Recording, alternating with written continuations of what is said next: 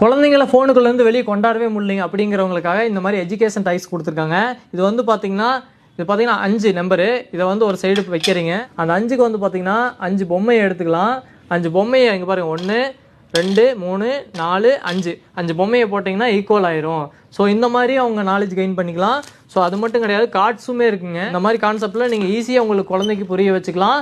So அவங்களுக்கு knowledge gain ஆகும். So ஃபோன்லேருந்து கொஞ்சம் ரிலீஃப் ஆவாங்க. உங்கள் அழகான பெண் குழந்தைங்களுக்கெல்லாம் வந்து பார்த்தீங்கன்னா ஒரு யூனிக்கான் வச்சுருக்காங்க. இது வந்து பார்த்தீங்கன்னா இப்படி தடவி கொடுத்தா சூப்பராக இருக்குதுல்ல. ஸோ இதுக்கு வந்து பார்த்தீங்கன்னா ஃபீடிங்கும் பண்ணலாம். இங்கே பாருங்க எப்படி ஃபீட் பண்ணுது பாருங்க, வேற லெவலில் இருக்குது பார்க்கவே.